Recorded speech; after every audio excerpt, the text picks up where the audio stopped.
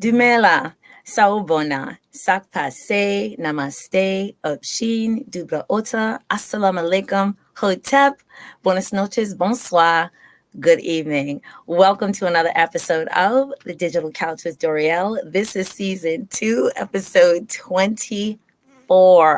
And I am so blessed and honored to have all of you join me tonight. There are a lot of people in the room from a lot of different corners of the digital and physical world. And I'm going to bless you tonight with an amazing scholar, activist, and Baba and professor to us all, especially those people who are here in the New York City area. And that is none other than Professor James Small. Let us welcome him. Greetings. Good evening. Greetings, my dear sister. And how are you and your beautiful audience? We are blessed. We are truly, truly blessed from this. So already we have people who are sharing this. We have people who are watching again from different corners of the globe and different corners of Brooklyn, because that's where I hail from. And I know you are uptown. Uptown. We didn't plan our attire, but since it worked out that way, I may as well shorten my necklace up. It's yours. So that means we're twinning. Thank you. Mm-hmm. I appreciate you. So let me just, for those of you who do not know, and if, yes, so bo, Sandawa, Lafia Baba, yes, we have a lot of greetings from, again, across the digital diasporic atmosphere. Peace and blessings and hotep to everyone. Absolutely. I already have my cloth here because I know I'm going to shed some tears. We're going to get this going. So those of you who do not know who I am blessed and honored to have sitting on my digital couch tonight, this is Professor James Small. I'm just going to read a little bit of his bio because we even have folks from Birmingham, UK. Okay, in the tea room. Those are my people in Birmingham, UK. Yeah, I'll be over there in October. Wonderful. Listen, y'all got to share this out. So let me just tell you, the protocol that we know to call here on the digital couch is 3 things. Number 1, make sure that you have your cup. Well, your mug. Sorry, wrong one. Make sure you got your mug. I actually sent Professor James Small to go get his mug. So if he can announce this and get his mug. My high school class reunion, Howard High Tigers. Okay. I love it. Y'all can get your mug as well. That's number 1. Number 2, of course, sharing is caring. So please share this out. Invite people who you know need to have a lesson that they did not get up at First World or at City College because the professor is in the house, right? And this is a new classes in session. And the 3rd thing is that I need for people to be my stream team. Now, if you do not know, if you're not familiar with me, my stream team are the people who take digital notes. So Professor James Small, of course, is going to be dropping millions and millions of gems. So if you hear it, don't keep it to yourself. Type it in the chat. Don't just say yes or aha. No, we need you to type it in the chat so that Professor James Small and I will be able to read it. I'll put it up. We'll discuss. This is going to be a Q&A. We're going to discuss education because, as an educator that I am, I always want to know how we can teach and learn outside of the box. And that's the focus of the conversation for tonight. Excellent. So let me just tell you a little bit about him. He is, of course, a scholar and an activist, an organizational consultant. One of the key things that I think really stands out is that he is the international vice president of, some of you already know where I'm going with this, the O.A.A.U, which is the Organization of Afro-American Unity. Now, because I'm in Brooklyn, I speak fast, so y'all roll with me, okay? He studies extensively with, come on, let's roll them off the top of our heads. We have Dr. John Henrik Clarke, Dr. Yosef Ben Jochannan, Dr. Leonard Jeffries, Dr. Ivan Van Sertima, Dr. Asa Hilliard, Dr. Wade Nobles, Dr. Amos Wilson, and Dr. Cress Welsing, just to name a few. I was blessed and honored to be sitting in front of these people about 30 years ago when I saw these amazing griots of our time, including Professor Small at First World up at City College. He's also taught for 15 years at City College, including 13 years at City College's Black Studies Department, where he taught, of course, Pan-Africanism, courses on Malcolm X, comparative African religions, which include several African spiritual systems titled African Religion and Survival, and 2 years at the New York City Technical College teaching the course African Folklore and Religion, both in the diaspora and in Africa. Last but not least, because the brother is still running the streets, as we say, he has traveled extensively lecturing at churches and conventions, seminars, workshops, colleges, and universities, not just here in the States, but the Caribbean, the continent, and places in Europe. Informative, eye-opening, and dynamic presentations have caused him to be recognized, because when we say his name, we say it with pride, as one of the most distinguished activist scholars of our time. Am I giving you your flowers right now? I hope I am.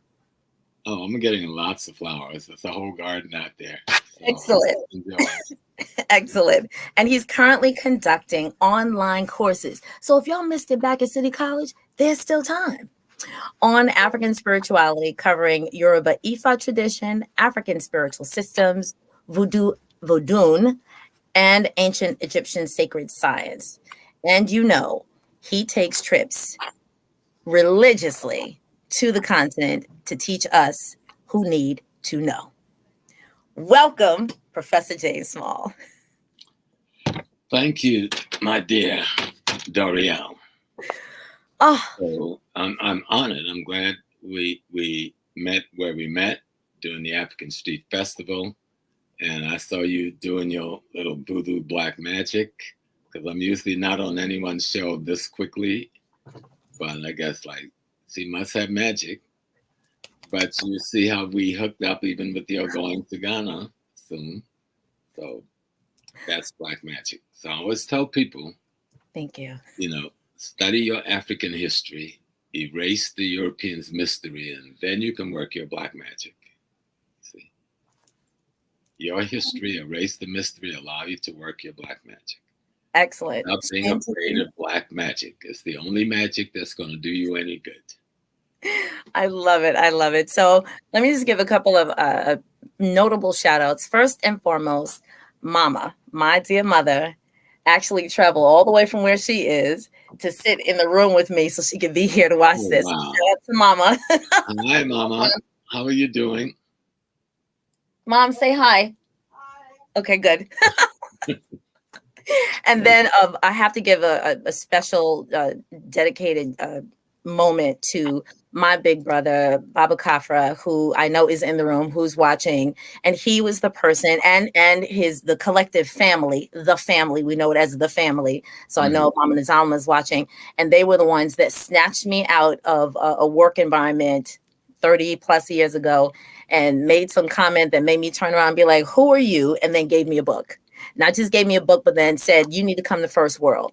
And that's where I first got inculcated with all of this amazing, amazing work, these giants, like the names that I referenced earlier. I did not recognize at that time how immensely, not just charismatic, but calculated and just geniuses and masters at their own trade and skill set, the persons that I sat in front of. I recognized something because I looked around the room and everybody around the room looked like me. And the people were dropping names and places. And I just said, there's something really, really very incredible about this. And so I was very blessed. And I went week after week and year after year. And I still have some tapes from some of the people that we've mentioned earlier. And then I would get books. And so I just want to give my thanks and my blessings to my big brother who continues to do this work. So shout out Baba Kafra, Mama Nzalma, Mama Maimanie, all the people in the Village House. And the people in the Village House, I really appreciate you. So peace and blessings to Village House family. And thank you for having rescued our sister. And I know you've rescued thousands and thousands of others over the years. Yes. And then we definitely have to have a shout out for Sister Felicia Harden, who is the person that just made this whole conversation even more seamless of Hoppy Talks. And so I'm glad. A few moments ago and said, aren't you supposed to be on 8 o'clock? I know. The ancestors worked it well. So we're going to focus for the time that is ours about education. So this is part of my series called A New Class is in Session. And amidst the last 2 years, of course, the world has taken a turn, had to pivot. And it is a continuation of a conversation about how we will best not train, as my big brother Kaffer would say, but educate our children, educate our youth. I'm very, very concerned, as are many of our teachers and leaders within the community, within the diaspora community, of how we're going to pass a legacy on. And so to all of the elders that I meet, I always ask the same question: how are you, how should we be taking the information and transferring it into palatable, manageable, bite-sized pieces, so that our young people who are combating with social media and gaming and let's say counterculture, to get them to act and think and be in ways that really aren't beneficial to our society, how are we going to take that message and give it to them? So in that light, I have 3 questions. And those people who are watching, this is where you can sort of dial in. Now, again, we are on my personal and business Facebook page at Doria Larrier and Learn to Grow You. And then we are also on YouTube. So I'm going to try to watch the myriad of places and drop these questions in as they come up. So here's my first question. The big topic of the day is critical race theory. Those of you who know. Specifically about that, though, is the academic canon. Those titles, texts that up until today have a classical overtone that still does not reflect, and I'll say in most public high schools, and therefore trailing down to middle school and then elementary school, texts that reflect the true story. And also at this moment, shout out to Brother Michael Imhotep, who is the host of the African History Network, and because he speaks about this and spoke about this at length on 1619 over the past couple of weeks. How should we consider the family's relationship and the community's relationship and role in truly educating our children? It's a long question, but I know you can handle it. I try never to use that word that white folks have made the rally cry, because it doesn't make any sense to what we need to do. And I do not particularly start my discussion in reference to the 1619 project, because it's Johnny come lately in its expression, without having taken into account all of what you learned at First World, all those not many decades for you, but decades for me ago, in that Black studies, African studies, Africana studies have been taught in American universities, elementary schools and high schools for the last 40 plus years, but have been under attack and have been removed. So if we keep beginning this discussion, the discussion will go exactly where it's now, nowhere. We need to let people know the discussion has been in progress for this many times. These are the accomplishments. These are the collaborators. These are the betrayers. This is why we no longer have a Black Studies department at City College. This is why we no longer have an African-centered school system in Kansas City, Missouri, where we once had. This is why we don't have the African-centered school from K to 12 in Detroit that we once had, that was set up by the Asa Hilliard, Dr. Jeffries, Van Sertima, Dr. Clarke. See, we keep acting like we are asking for something new. There's no need to write one more curricula. There's not a single need to write them, because we have hundreds of curriculums and almost anyone would do. What we need to do is change the paradigm. White folks want to have a discussion about whether they commit a crime. I'm not interested in them having committed a crime. When we tell our story, the committal of the crime will be made clear.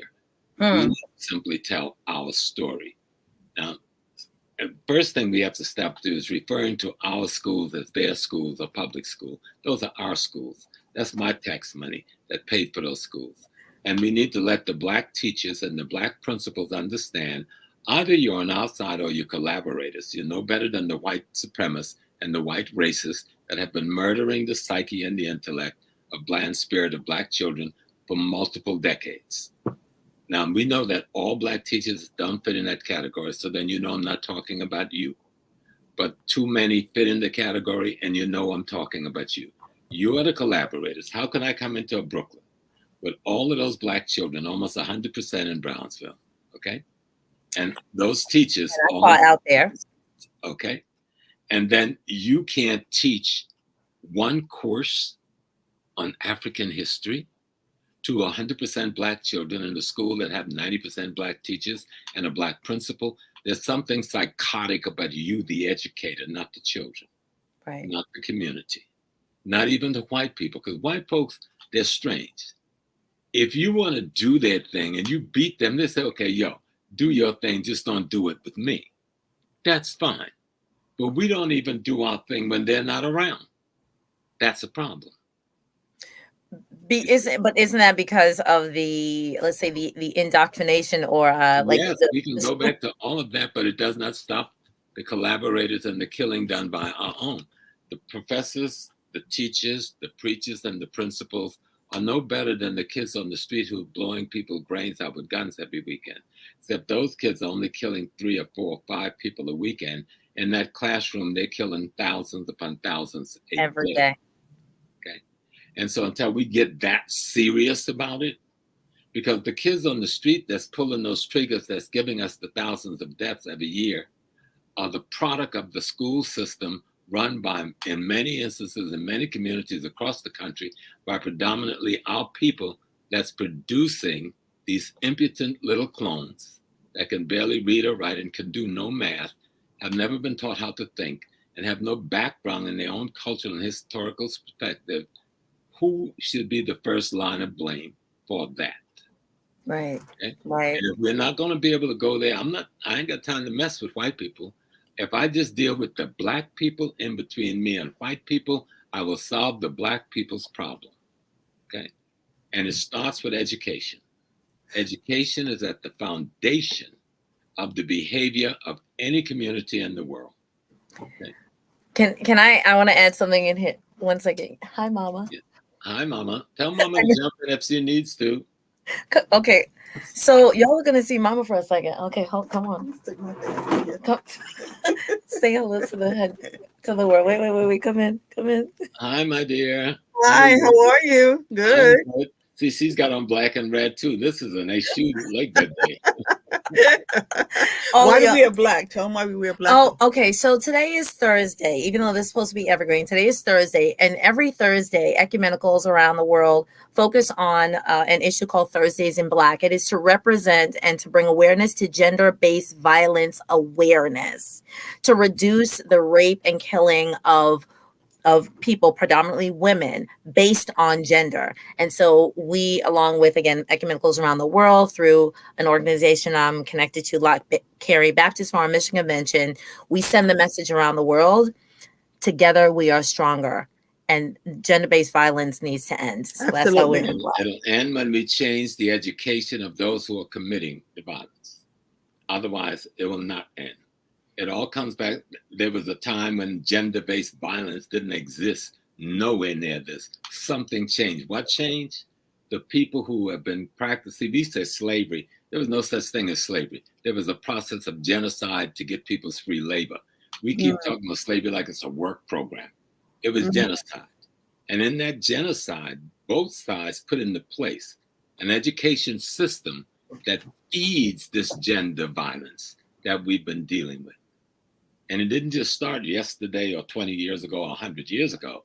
This has been going on for hundreds of years. I mean, I could show you some books out of Europe where I wouldn't even talk about it in the Inquisition, what these people did to women in the name of male power. And those are the people that built America. And so they put that value system in everything we deal with.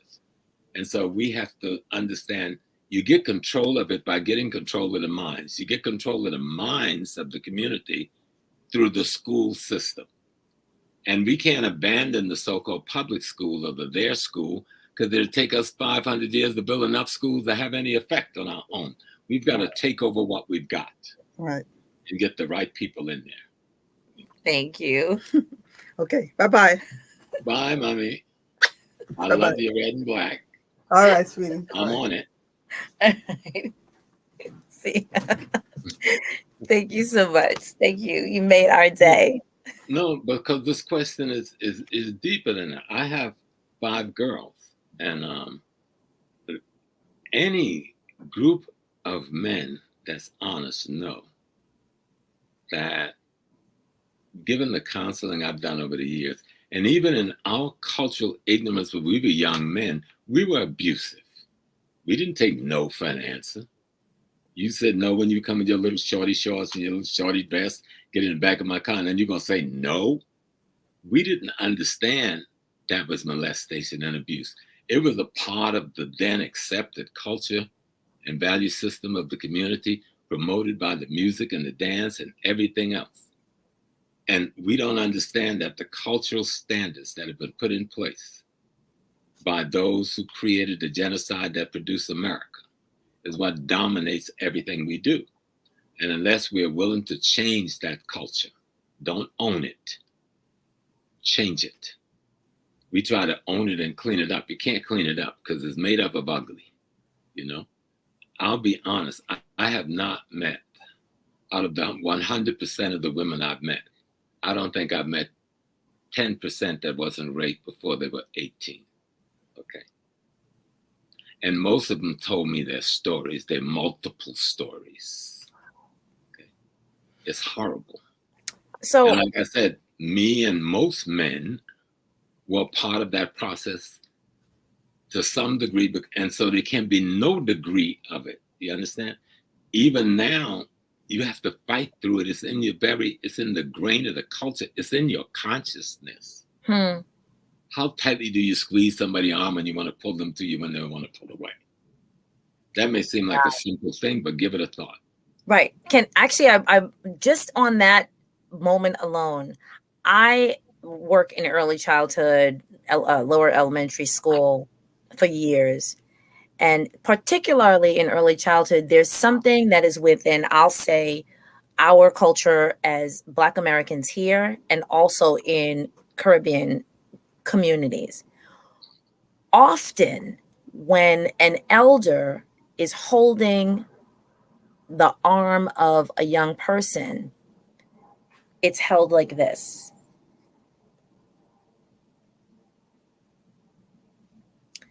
So the child doesn't hold the hand of the elder holds the wrist. And I said one time, do you recognize you're not holding the child's hand? I said this a couple of times to different people, and they, quote unquote, didn't give it any thought. And I said this, I don't know how well it permeated, but I said, let's not, I'm going to use today's word, let's not normalize something being held around the wrist of our children as a way. We've already normalized it. It is the way of life.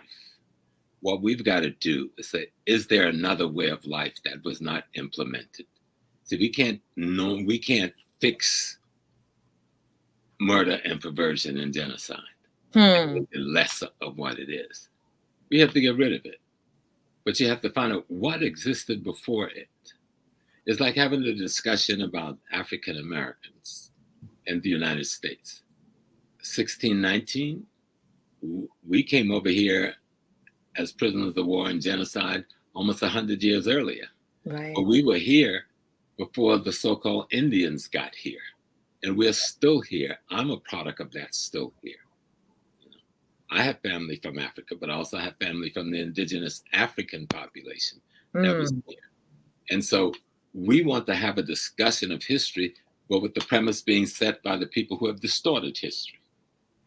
So if you want to have a discussion on history, you have to change the premise.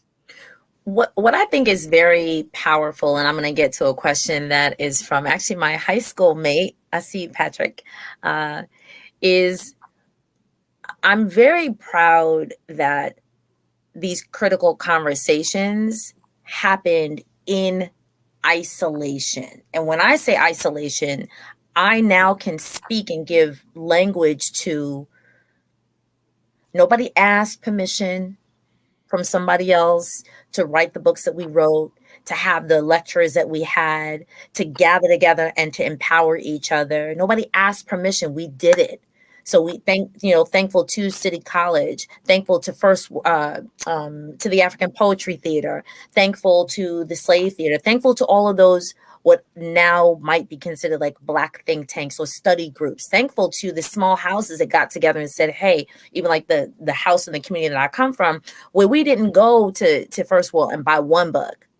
We bought 5 and 10. And then, my big brother Coffer would just distribute it to all the young people, to the groups. So like, look, we're going to read this. We're going to do this. And that was something that I did not see nor experience outside of my community. So I'm very proud of those leaders who said, in order for us to change the story, let us find the original story, but let us do it within our own groups and not go to, some leader, maybe it was Malcolm, said it like, you don't go to your oppressor to have them teach you. You do it amongst yourself. Yes, we should do that, but we have to face the fundamental reality. We're in the midst of this oppressive stuff. And 99% of our children go to these schools we have called public schools. These are our schools. That's our tax monies. But we don't show up. We're starting to show up. No, we have bought into a system that tells us we can trust that institution. And we can't trust that institution because the products that's going to the penitentiary, that's committing the crimes in our community, were those that was failed, abused, and misused by that institution. You have a little child who know the difference between right and wrong by the time, as soon as they come out of their mother's womb. And you send them to the enemy at 4 and 5 to be abused.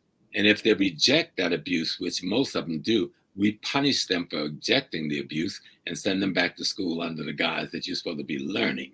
And so we, meaning the adult, need to be transformed through an education process. That's where that process that we created, that was the First World Alliance and the Poetry Theater and Slave Theater, and across this country, there was those types of study groups and organizations throughout the 70s and 80s. And the degree to which we were successful and sent our children into the institutions to get these degrees, we failed at somehow to get them to come back home. And we have more graduates now coming out of universities across the board, across this nation, in the last 30 years than in any 70 year in history before. But they're not returning to our community as the guardians of the community. They're becoming partners with those who are oppressing the communities. And they rationalize it around the concept of being intellectually fit, and I did it so you can do it. You did it because thousands of others before you made it possible. When I went to City College in 1969, they had 22,000 students in the middle of Harlem, which was then the largest Black community in America. And they had less than 150 Blacks, and it was tax-free, tuition-free, run completely by tax monies. Well, we didn't sit on our laurels. We took it over for 15 days, and we ushered in open admissions for everybody in the United States of America, especially our people. And we did a number of other things that opened up the doors of the university across the country. But we didn't just do that. We tried to set up Black studies departments all across the country to teach our children. But guess what? Most of the attack against African-centered education did not come from the white community. It came from the Black community. And it still comes from the Black community across the board. What kind of job are you going to get with a Black studies degree? Right. What you going to do with that information? What do you do with any information? You use it. And so the damage that we have to deal with in terms of the post-slavery trauma, and I coined that term some 50 years ago nearly. Somebody typed that in the chat. Okay. Post-slavery trauma syndrome. Post is after, right?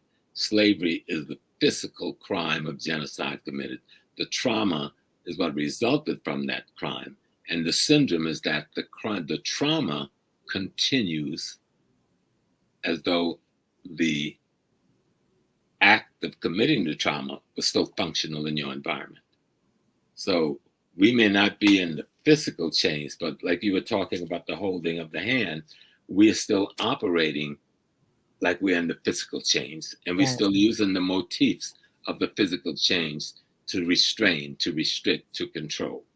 And so if we begin to understand that studying your history, as mundane as that may seem, the biggest weapon you have to change the damage being done is the history of the African peoples of the world.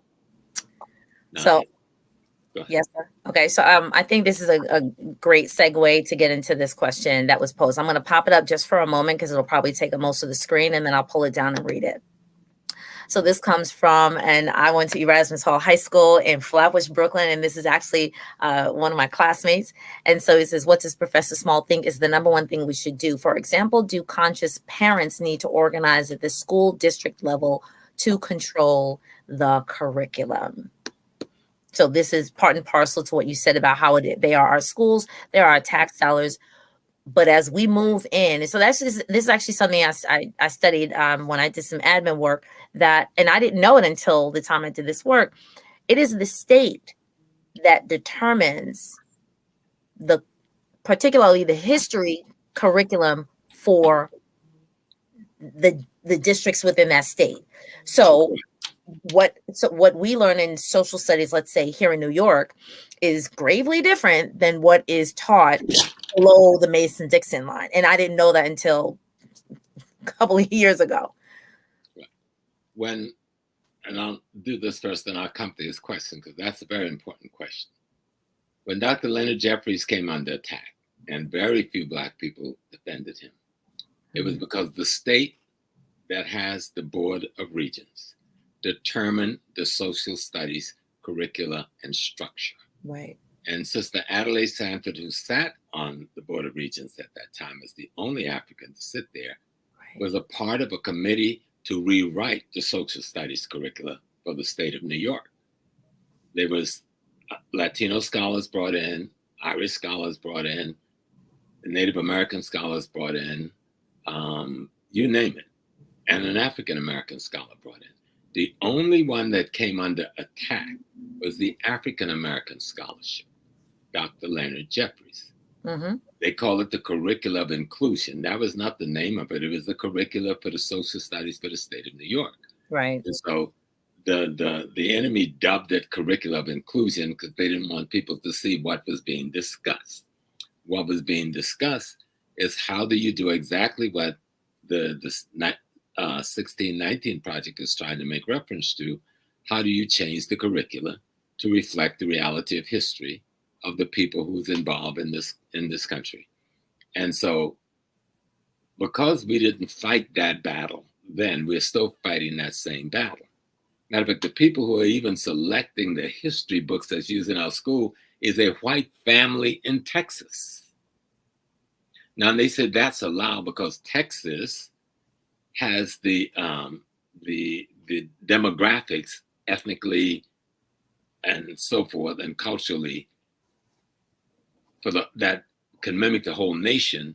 So this white, racist, backwards, anti-human family in Texas for decades on decades have been selecting the textbooks that you all my children have to study from. I need somebody from the team to just go look that up, find me an article, a paper, white paper, black paper, whatever. Who chose the textbooks and drop who is this family in Texas that's choosing the textbook for social studies across this nation? And they rationalize it talking about the demographics. But then let's come back to the question. Wow. Ocean Hill-Brownsville, that's why history informs you, see, on where to go next. If you don't know history, you keep making the same missteps over and over and staying in place. There was a move to do all of the things we are talking about. History referred to that moment as the Ocean Hill-Brownsville Project, where Sonny Carson and J. Tuuzi and all of these great men and women of Brooklyn decided they were going to institute community control of the schools in the Black community. Mm-hmm. Right? And others could do it in theirs across the city as they will, but they wanted to do it in the Black community. and they wanted to teach our history. When it looked like they were about to reach success, somebody circulated a flyer attacking the Jewish community. And the whole project was referred to as anti-Semitic, and everything came in to crush it. And they did, but there was a vote for community controls of the school. The caveat was, you can run for that school board whether you lived in Westchester or Brooklyn. So the same people you were fighting, who now had the capital and backed by the UFT, and the UFT, by the way, was formed in opposition to blacks taking control of the school in their community. There was no UFT before that. UFT came out of that battle as an opposition. The union itself was formed as an opposition to blacks being able to educate their own children. Pause for 1 second. So this is real. These are real gems right now, folks. If you did not know this information, I need you to type it in the chat. Any word, phrase, or sentence that is like, what? Please drop it in the chat. Number one. Number two, if you did know this information, if you are a whiz, go open up a new tab, go find the article that refers to the Hill-Brownsville project, Sonny Carson, the UFT, drop it in the chat so that we all can bear witness to the references that are being made here. Thank you very much. And so, again, history becomes so important because once we established, okay, we didn't get all that we wanted, but we got control of the school boards, community school boards. But then I'm trying to defend my school board in Harlem, but I'm running against a UFT-backed candidate from Nyack or New Rochelle. Wow. Running in Harlem because they put a caveat of a rule in there that you didn't have to live in the community to serve on the school board. And so now the same people we were driving out, because they had the money and the political power, and in many instances that political power was the Democratic Party itself, they could win the school board elections in our community against the community-based people who didn't have that finance or that power. So and there are a number of public school teachers who from New York City. So shout out to my fellow teacher friends and to the UFT. So when we promote, especially to those young people who are coming straight out of college into the Department of Education and they're becoming teachers, and we say, make sure you join the union, make sure you join the union. Sure enough, I will, the next time I see a young person, say, guess what? Just so you know how the UFT started, watch me drop that gem. Yeah. And those of you who know, I will do that. You join the union, but your loyalty should not be to the union. Your loyalty should be to those students. The problem is we join unions and our loyalty is to the union. I have a son who's a principal of a school in Brownsville. And when he got too black, the union started to attack. But Daddy went out there to that meeting. And I took the December 12th movement and I took other elected black politicians. And they wanted to know what was I doing in the meeting? Who was I? They weren't going to even go over the meeting till I'm his advisor. I'm his father. But all laws of nature and all natural laws, according to the United States position on human rights, I have a right to be here and defend my child. Okay? If you didn't know that you could do that as an adult parent of an adult child, Professor James Small just gave you it now. Back. Okay? And so we had the meeting. They removed that union person that was causing all the problem. Brought somebody else in, but it's only a matter of time before they come back after my child, and we'd be ready for them, And this had around trying to teach some black history to our children. So he painted a mural. You know how the schools have the square hallway? Yes. Here's a mural starting in ancient Kemet, coming all the way up to the day, all the way around the entire walls in black with Dr. Ben, Dr. Clarke, Sertima, Francis, everybody is there. So people wasn't happy, but he brought in things that they left out. He took the money they give to most principals to squander, and he brought in a dance class, and he built a dance room, and he brought in a music course, and he brought in when you learn how to program the computer things. I forgot that term. Coding or technology tech classes. Coding. And so these are the things that the opposition came against. And I was like, have y'all lost your friggin' minds? But they have lost their minds. Because see, the only competition, and this is what our people don't understand because we won't study history. The only opposition, and in turn, competition for white supremacy is African history. And the African Caribbean, African Latino, and the African American. Why? Because we're the product of your genocide called slavery, and we want a more human society, which you are not willing to set up. I need to interject this at this moment. If someone can type this in the chat, I'll have to put myself on mute to do it. Haba wasaniku, asaseya, ifitayo. Haba wasaniku in Flatbush, asaseya in Bed-Stuy, almost Ocean Hill, and Ifitayo, who's now at the Major Owens Center. These are 3 cultural arts programs. Oh, and Kumbe, 4 cultural arts programs that focus on diasporic dance and music and instrumental playing, like drumming and such, and theatrical arts that are built by us, for us, and they are available as vendors. Somebody type in vendors to come into school programs in order to bring African culture. And we have to make that more known, because there are many vendors. That's what I'm saying. First of all, there are many of us who didn't know how to become vendors to get into the system. Right. They make that so complex and complicated. Right. That once you can override that, those of us who are in the system, my son and some others have formed a national Black education organization with principals and teachers and administrators across the country. Beautiful. And so they're trying to address that. How do we all know each other so we can turn to each other and depend on each other, right? Yes. Because this is a war. We did not start it. We didn't call it a war. They made it a war against us. And the primary target of the war is our children. Because if I kill you as a child, I don't have to deal with you as a Black adult. That's right. It's as simple as that. And so I kill you mentally. And then when you respond as a mentally damaged individual, socially, politically, economically, I put you in prison. And I have laws that say I can enslave you and take away all of your rights. And there's nothing you can do about it, because it's called the 13th Amendment, the Constitution of the United States. Right. It says once I give you a felony, you are now a slave again, and you have no rights except what I choose to grant you. And you see that whole fight we're hearing now about rolling back the parole. Yes. What do you call it? What's the word?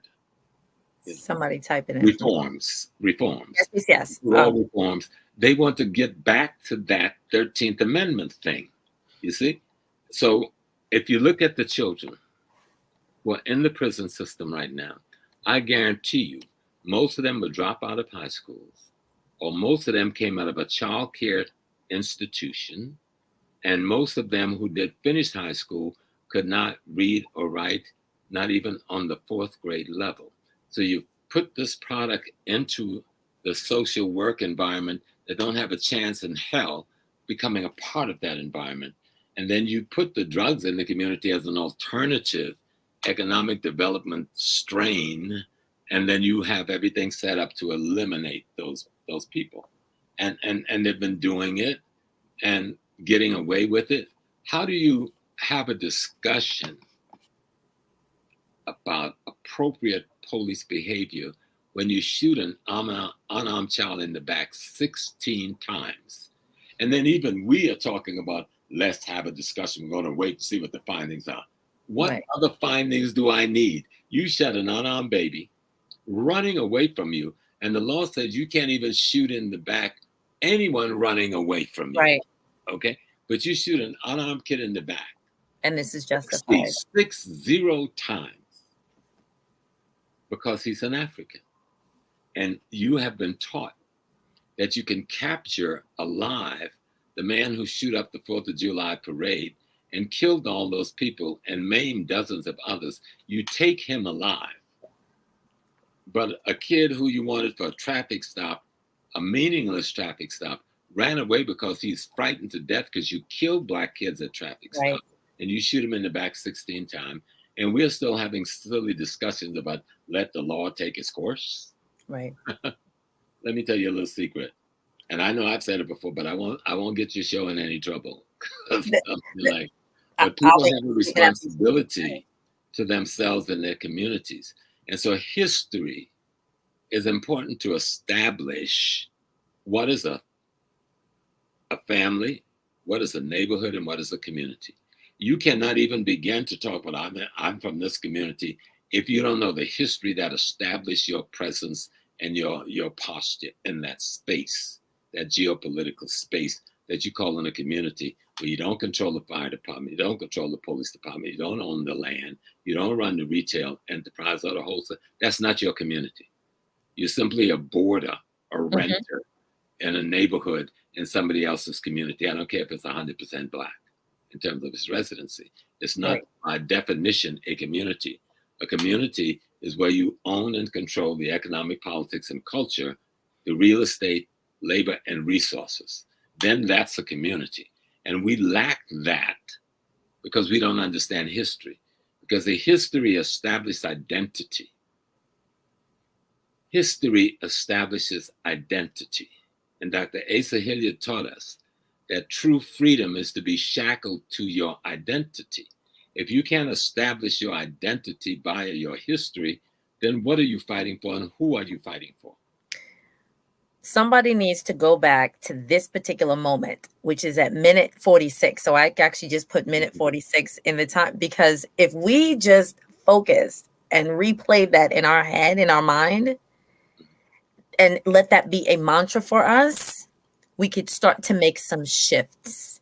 I'm going to just bring up one question, which I know will be answered towards the end, but I want it to be recorded now. And that is, and this is from actually my big sister, Assistant Nizalama, who is a former educator, both on the elementary, special ed, and the university level. Can some curriculum resources for teaching African history and freeing our mind curriculum be shared? And so I know we'll be dropping some books, some texts during this conversation. And actually, I've been putting that up now because there is such intellectual genius in who's watching right now. We have about 20 on one profile and about 15 on another. And I know there are powerhouses in the room. So if you know, or those books that you know, and I'll drop right now, but I need a stream team. I need my stream team to come through.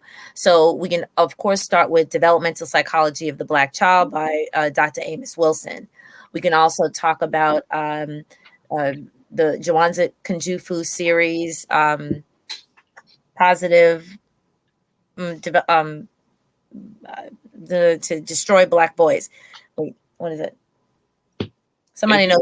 If you just put in Black curriculars in Google, enough of them will pop up, okay? But let me show this one. African-American History. A Journey of Liberation. Okay. The second edition. And this is... where we get that from? Dr. Malefi Asante. Okay. Is the, but it's multiple authors. And this is written to the standard. This is ready to go in the classroom yesterday. Okay, but they won't let it in. Wow. Now let me show you what the white version looks like. And it's not bad. It's actually the one the white folks came up with in response to ACER's, to Malefi's African American History. This is Prentice Hall. Now, Prentice Hall is one of theirs. They won't let this in because they got too Black for them. Wow. So this is just, and both of these are written by all of the standards and protocols. They can go into the classroom right now. All right. And for those who want to do some research, it's called the Sage Encyclopedia of African Cultural Heritage in North America. Right. Okay. The Sage Encyclopedia. Okay. Oh, I see it. So hold on. The first book is actually $60 on eBay right now. I'm watching it. Okay. And that's 2 volumes. That's just the touch of the iceberg. The work has been done. The scholarship is out there. The curriculums are out there. We need to go to the Black press, the different Black press in this country, like Paul, what's Paul down in Coates, down in Baltimore. Then our brother Remember, I'm tired. I'm driving for 2 hours. He's out in Chicago. But most of this literature is there. But a war, you know, we were into Black is beautiful. But let me come back to that brother's question. Okay. I'm going to let that one go. Okay. Because this is where we fail because we don't understand. I'll put it back up. Some of us did. Yeah. What does Professor Small think is the number one thing we should do? For example, do conscious parents need to organize at the school district level to control the curriculum? First, throw the term conscious parent out. There's no such thing. All of us are conscious to one degree or another. This thing of conscious community, I do not use that term. There's no such thing. Everybody is conscious to one degree or another. We simply have to help increase the consciousness about whatever issue that we're trying to tackle at any given time in our community. But do parents, what do they need to do? One, we need to make sure we're registered to vote.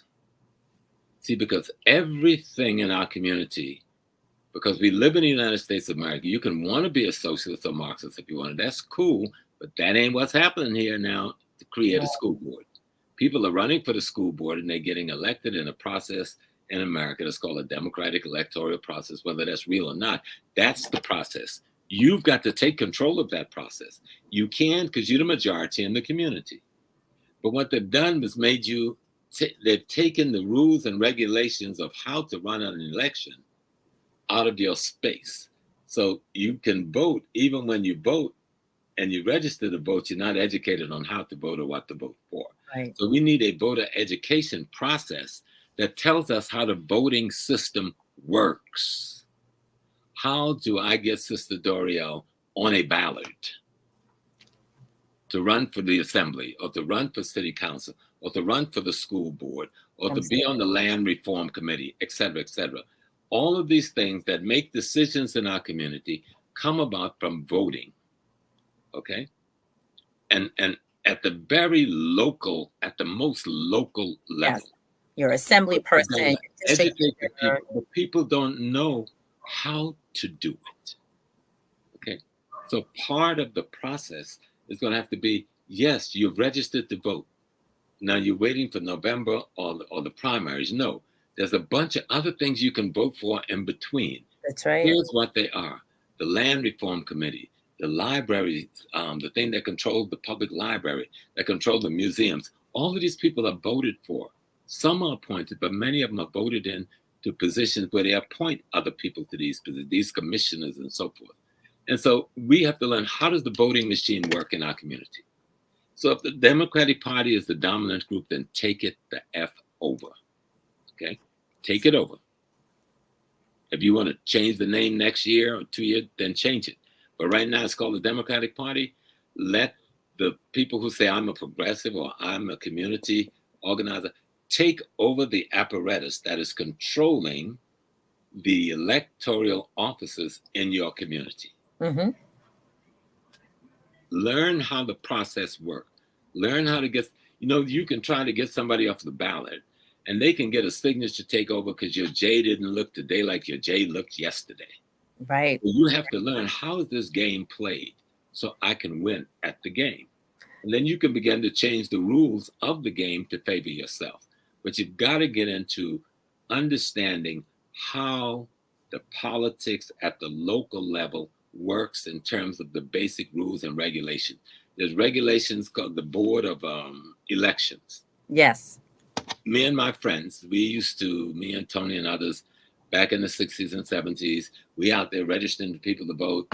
And we found out like a decade later, every time we turned that stuff in, it got thrown in the garbage. Not by white people, by other blacks. Okay? Through thousands and thousands and thousands of our registered people in the garbage. I'm not going to call their names. Some of them are resting in peace. Let them rest. But our own people who confessed out of their own mouth to me, because I joined their club, that they controlled the votes they had and new registrants would cause them to lose control of the seats they had. And so they had their boy placed in the Board of Election, and his job was to make sure anything that wasn't signed by certain Democratic clubs in Brooklyn and Harlem and Queens that didn't come from those clubs, No matter how black the group was, throw it in the garbage. Do y'all hear me, people? So if you don't get educated about how the system works and begin to take control of aspects of those systems in your community, then a handful of people, some looking like you, will manipulate your life, and the genocide that we call the poorly put together social contract will continue. I'm gonna take a pause for the cause. I want you to take a couple of sips of water. I want to say thank you to the following people, and I'm bring up their comments. So we were talking earlier about the conversation of like I guess community control, and so our digital family member from the UK said, no surprise, Brown versus the Board of Education set the tone. I think we were talking about Ocean Hill-Brownsville at the time. Then there's additional comment, plus they've been stopping blacks in the U.S. from getting reparations as well as this as well. 70s was the worst for this. Let's go down some more. Thank you, Sister Sharon, for talking, for mentioning about the mural in the hallways of schools. It definitely changes the self-esteem of young people and their families and the teachers to remind, like, yes, if we can have statues and busts of who is it, like not civil, but like Civil War heroes, that's what it is, then we can have the icons of our story as well, literally plastering the walls. Here's our UK family is again. We have here in the UK, in terms of not being able to learn our own history, we have to learn about Anne Frank, Winston Churchill, etc., which tells us nothing about our history. You right. History is the greatest healing balm in the world. You know what? You know what history is, right? It is the experience of your ancestry. That's what you call history. It is the experience of your ancestry interacting positively or negatively with the rest of the world. If you don't know that story, how can you plot your tomorrow? You can't. Someone else will plot it for you, and they'll always plot you the loser. Right. So history is essential to establish identity. Identity must be shackled to your struggle for freedom. Matter of fact, freedom, as Asa Hilliard put it, is shackled to your identity. And so if you get clear on that, and understand that that thing you call culture, just look at the word culture, it comes from to cultivate. What is it that you're cultivating? Well, you don't want to be cultivating the wrong ethical, moral principle and values. And obviously we've been doing that. So you want to go back to history, remove your enemy's mystery, and look at the experiences of your ancestors around things ethical, moral, and principles, so that you can put into place a system that teaches it. You know, culture really was that was the university for Africa. That was your education system. It was in the language, it was in the dress, it was in the body aesthetics, it was in the daily habits. All of those things taught you how to be an adult and how to be a responsible adult in a balanced community. And when somebody shatters your opportunity to carry out an intergenerational transmission of that body of wisdom, you're in trouble. And that's what happens to us. And so we must get back the body of knowledge and then come up with new systems to transmit it to the next generation. And the technical systems and tools are all here, but we're using them for the wrong things. I'm going to bring up some more comments. And so these comments had to do with either, let's say, people and texts that could be added to our canon. So this was a statement about the Adelaide Sanford Institute in Brooklyn, which she was a part of. Renee Young, who re-educates our teachers. There was another part. Okay, here we go.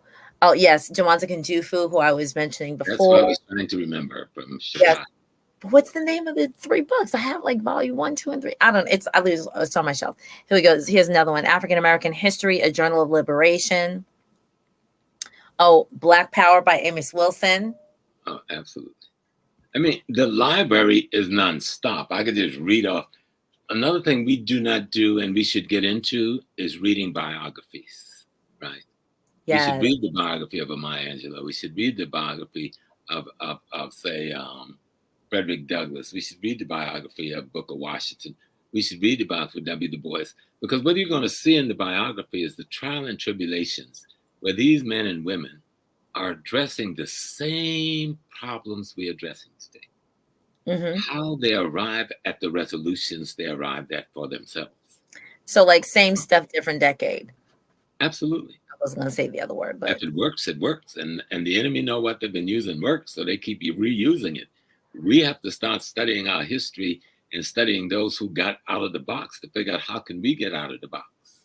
Can I just point out, so shout out to Brother Dwayne, and I know you were like right there with us at First World years ago. He is suggesting that we use Sankofa and not blank. So Sankofa, I believe, is a portal. Sankofa and not what? Amazon. So it appears that Sankofa is a portal like the other portal. Anything black we can use, we should use. Right. But so don't be silly. If you can't find the oar to paddle that boat in a black shop, you better go to a damn white shop and get it, because you got to paddle the boat. But if we can find it among ourselves, that should be first preference. When people ask Malcolm X, Brother Minister Malcolm, what do you mean when you say black nationalism? He says we must control the economics, the politics, and the culture where we live. Guess what? That's what the Chinese does, the Japanese does, the Korean does, the Irish does, the Italian does, the Jews do. We're the only one that don't do it. And I saw this fight in New York because this man in the bodega killed another young man. I don't know what the nature of the fight was, so I can't say who was really right and wrong. But I noticed that the bodega owners of America has organized, and they're mostly Arabs and Latinos, but their stores are all in black communities. Right. Right. So let me back it up, because sometimes we have to kick our cousins in the behind because they participate so fully in our genocide that it seems normal to them. Okay? And so it is not normal to have all the stores in your community owned by an ethnic group that don't live there. That's abnormal. It doesn't even make basic common sense. I don't care if it's your cousin Juan or Abdul Haq, okay? Because what's real is real. And that's why history will erase the mystery, because they'll tell you who's been killing you and who's been collaborating with your killers. And so let's get real. And if you're not ready to be real, I'm the wrong guy to have on your show. So, that's why you're here. That's why you're here. And that's Countering the Conspiracy. Thank you very much to Black Boys. And there's another good book that you probably find hard to find. It's by Dr. Shashi McIntyre, who was an angel, used to be at the first book. It's called The Criminalization of a Race. The Criminalization of a Race. And Michelle Alexander's The New Jim Crow should be a must-read for everyone. And Shashi's book, The Criminalization of a Race, should also be a must-read. Because what's happening didn't just happen accidentally. Somebody planned it out. And look up this study. It's called the Mohawk Educational Conference. The Mohawk Educational Conference. It was held in upstate New York, right after the troops were pulled out of the South and they ended Reconstruction. And the man who chaired it was the former President Rutherford B. Hayes, who sold us out. And that conference was, I don't know whether it was the Presbyterian Church or one of those big white churches, but it was how to put together a curricula for the Negroes. And we're using that same curricula today. Okay. That Hayes, the guy who sold us out and pulled the troops out of the South, now he's, after he out of the presidency, he's chairing the committee, the Mohawk Education Committee Conference on how we were to be educated. And so we need to understand that history will show us a lot of things that will allow us to solve the basic problem. The basic problem is we must control economics, politics, and the culture where we live. We must be in charge of the land, we must be in charge of the labor, and we must be in charge of the resources where we live. We must be able to supply food, clothing, shelter, safety, and security for our people without going to any other group to secure any of that. One moment, you said, I'm sorry, you said supply food, clothing, and safety and food, shelter. Clothing, I need my stream team because I can't do this. Yes. Okay. Food, clothing, shelter, safety, and security. And I separate safety and security because safety is what you teach our children. Security is what we do to physically protect them. And prior to that, I said we must control the land, labor, and resources where we live. And before that, I said we must control economic, politics, and culture. Now, if you do those things, you have a community. And if you bring the communities that do those things together, then you have a nation, no matter what country you live in. But that only happens if you have an identity. And that can only be established if you know your history.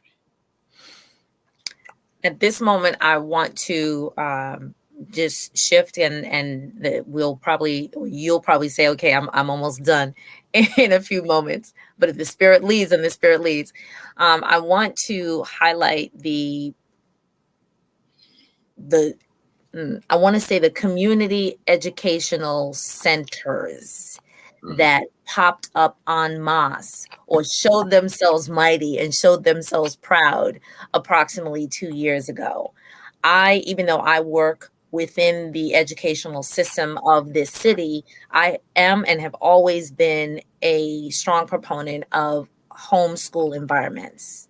Always. I started out at what would be called an ABIS, an Association of Historically Black Independent School. And I started out at one in the days of like Johnson Prep or Cush Campus. I started out at one here in the Flatbush area. And that was where I literally cut my teeth. And I was always amazed at, look at all this greatness around. And there was only about maybe 20, 25 of us young people. And when I, as an educator, and I don't mind saying this publicly, as an educator, I would see certain families with children who, for many different reasons, were just struggling, conforming to the dynamics, to the structure, to the expectations of the system that, you know, I work in. And I would say to them gently, there is another option. And that option, if you don't feel like this is what is working for you, is homeschooling.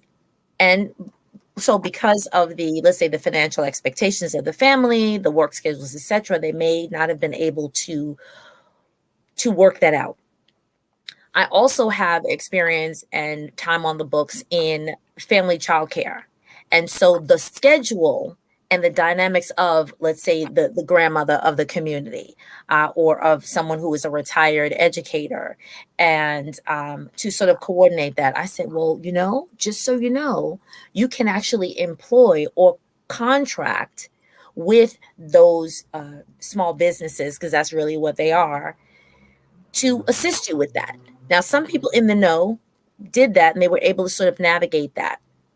Others did not.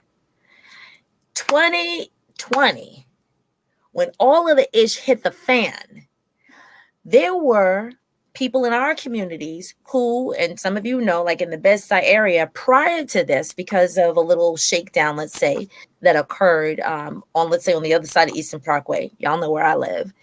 They were like, well, you know, we're not interested in having our schools within the system because of, let's just say, a health mandate. I'll leave it at that. Y'all go do the research and the time, put it two and two together and figure out what I'm talking about. And so some people were pulling their youngins out and then say, no, we're going to do this together. We're going to do this on our own. We're going to take the genius that we know. We're going to just collaborate. We're going to co-op together. We're going to form cooperatives. That was about 6 months before the whole world shut down. So they already had like a leap into this new pond. When everyone was expected to sort of, well, now I got my kid in my house. What am I supposed to do? I don't know. There were already people in our communities who knew from prior experience how to sort of run it. Then we get these articles over these learning pods. These learning pods, all these people taking their children like into upstate, out of the city, and they're going to like have these virtual places. We already were doing it. And I want to say, God bless us for doing that which we need to do for our own children. And so as they burgeon, now we have a number of schools who do not have a register that they did 2 years ago because some of those families said, I'm taking them out and I'm not bringing them back. So part of the earlier question was, what do we do as a community in order to take care of our own, educate our own, raise our own, with or without the system that is be paid for by tax dollars? What say you about coming like full circle? So we have programs like the East. We had schools like Johnson Prep. We had schools like Cush Campus. We had them all over the country, and they failed. And we need to understand why so many of them failed. Otherwise, they will fail again. We had them all over the country, in D.C., in Baltimore, in Chicago, in Kansas City, in St. Louis. It wasn't just Bed-Stuy and Harlem. Right. That's all over the country, right? Something happened.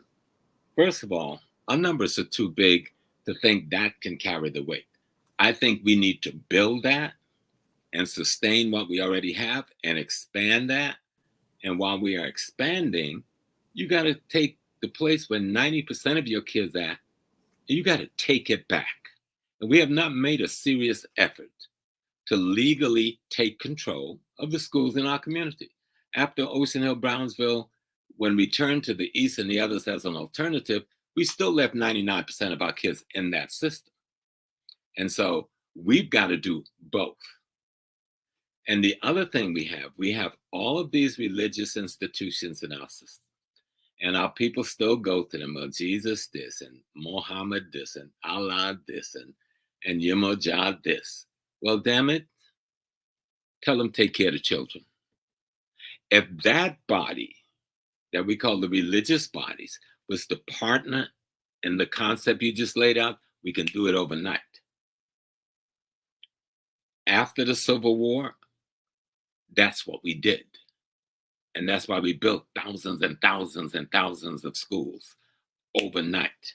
Because that body that collects the bulk of our people together and is really the one that carry out the largest aspect of the socialization process of our people is called the religions. All right. And within the core of that religion is the fear factor of God going to do this to you or do that to you if you don't do this or that. And that's just real. Okay. I'm not a part of it, but for those who are, that you live with that. And so these institutions that have beautiful edifices, have beautiful buildings, have tax exemptions, those facilities are closed most of the week while our children are dying on the vines. So what kind of relationship can we build with that community? Otherwise, we can't do it.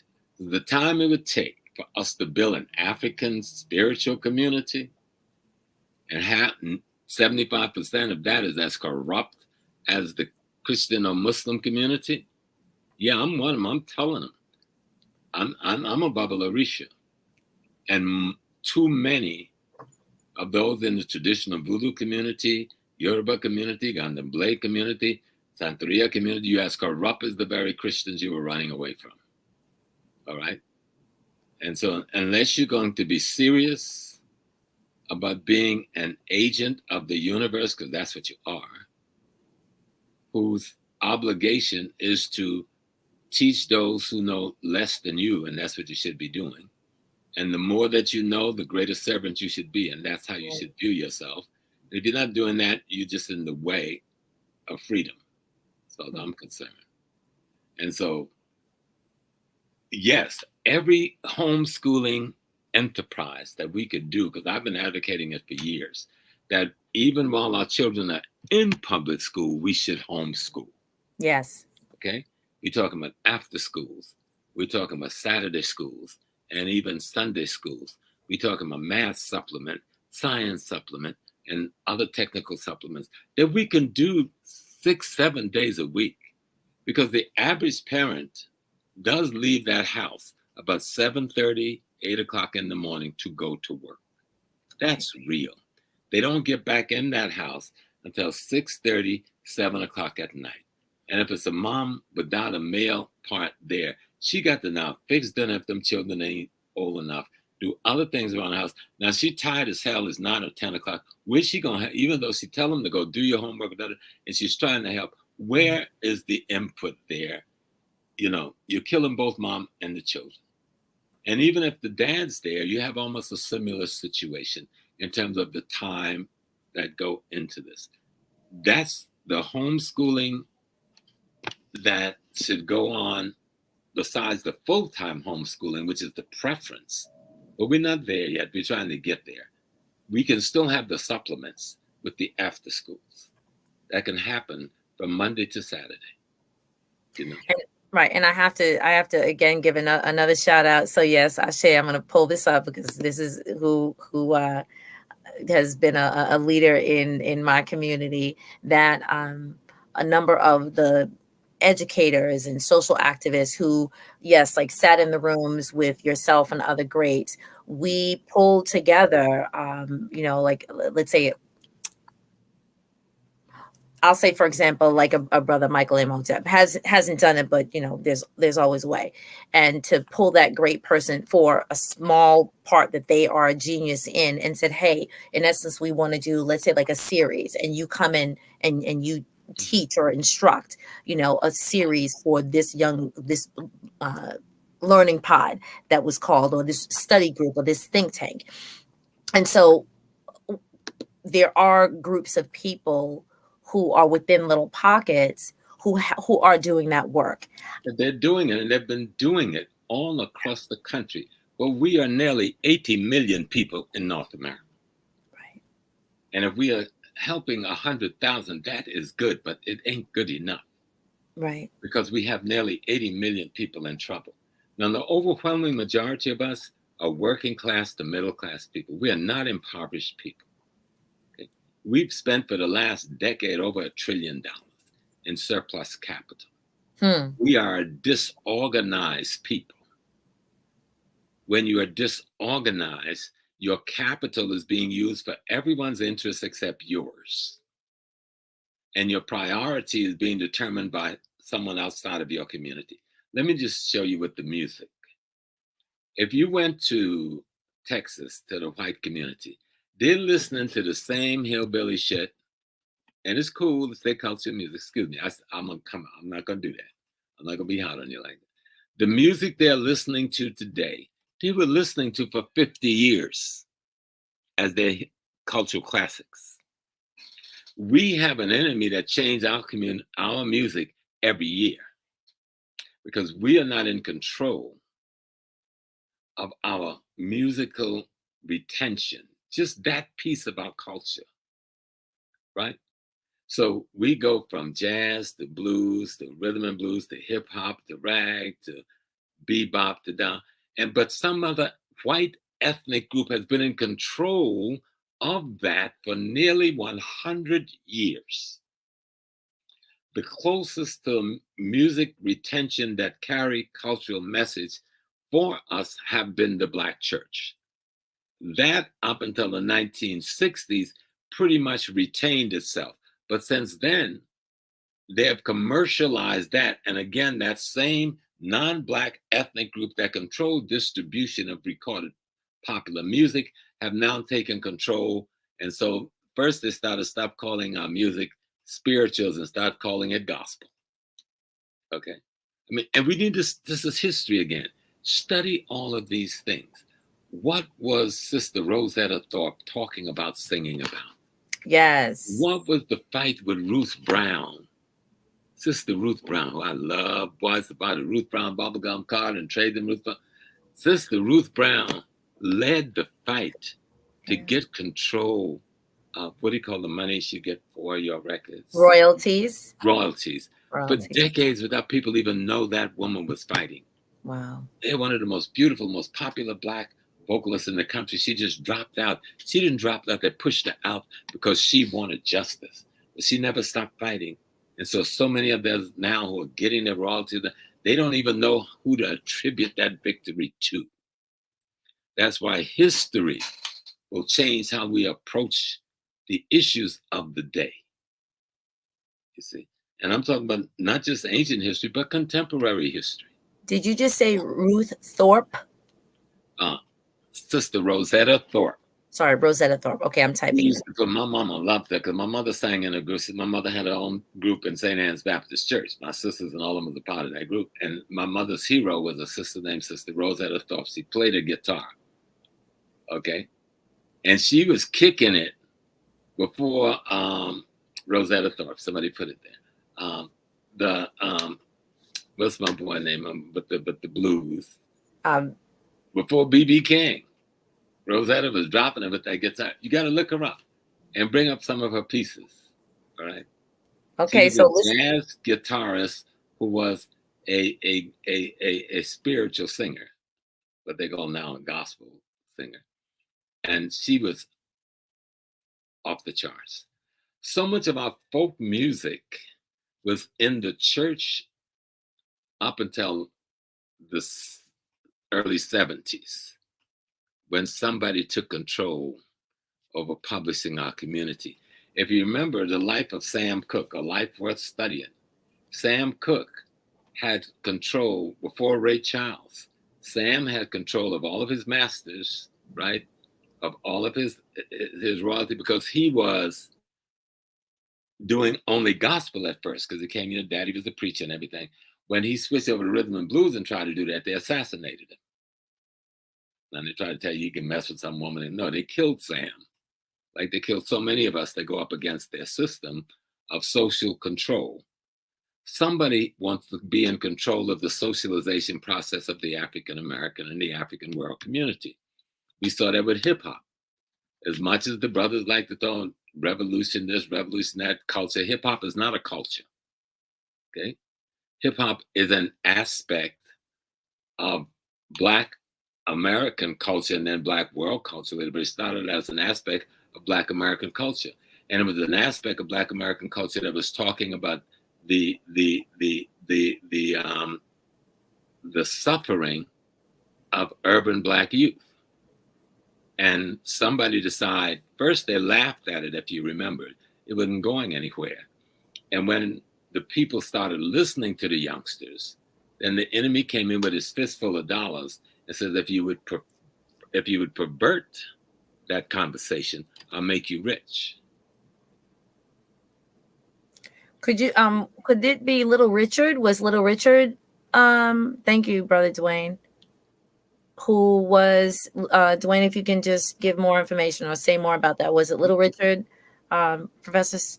He was one of, Little Richard was another one. Little Richard, Sam Cooke, Rosetta Thorpe, Ruth Brown. These were people, and what's our brother who had a vision issue, Ray Charles. These people led the way, fighting to control their masters, fighting to control that part of the industry. But I picked Ruth Brown because most people don't know Ruth Brown, and she got in the trenches. She gave up her career and got in the trenches. Another lady that we know, but we don't realize she was a jazz artist, is Camille Yarborough, who did the very same thing. Rather than pervert herself into that system, she came out of it and fought the system and took the loss of a blooming career as a dancer and a jazz artist, And if you've ever heard her or listened to her album, you said, that's our Camille Yarborough. She was extraordinary. And is extraordinary. And so that's why history, contemporary history, is so important. The contemporary history to help our youth focus, like this didn't happen 1,000 years ago. This just happened 20 years ago, 40 years ago, 50 years ago. Yes, you have to know 1,000 years ago too. It's important. But when someone else is keeping you from knowing basic contemporary history, how are you to make an adjustment on what to do next? How are you going to figure out how to spend 1.6 trillion except to squander it like we did last year while talking about being in poverty? No group our size should be impoverished with that kind of capital to spend. anywhere in the world. So why we have these large pockets of poverty? Because somebody else is controlling the socialization by the education system, by the culture system, the music, the theater, and the dance. I want to make a movie about Africa and its culture, but I make it a cartoon called The Lion King. I have so much history. Why couldn't I have made a movie about a real African king, either female king? Like there's now Will Smith's people is making a movie about Queen Nzinga. But Yes. they don't realize Nzinga wasn't the queen. She was a king. She was a king queen. All right. And so in other places we had sisters who were kings. Now in the African context about ancient culture, the woman had the power and she gives the authority to the man. That's why the man is the king. She puts him there. He didn't take that. This is not a despotic position. He has no property, land, or anything. He's just served the people and the people take care of him. But if he violates that service, he gives a cup of tea and that's the end of that relationship, you know. Next, you know. So I hate to put it like that, but you know, but we need to study history so we don't equate ourselves with the genociders, you know, and we know what we're talking about. So I definitely want to move. I'm really excited that here it is. We're like we're actually an hour and a half in. No, we can finish up until I should be downstairs with my wife, but I'm gonna stay until 10. Oh wow. Okay. Okay. So Mrs. Small, sorry, he's gonna stay up here for another minute. Okay, thank you. So I definitely wanted to sort of wrap up if that's what we're doing, in talking about, of course, some of the current work that you're doing. I know that you directed me to Out of Darkness and Heavy is the Crown. Heavy is the Crown. I believe I know I ordered that. And some of the work that you're doing with some of the other great folks like Hoppy, if you want to talk about that. Right. What you do? You had a hat on. You had a hat on.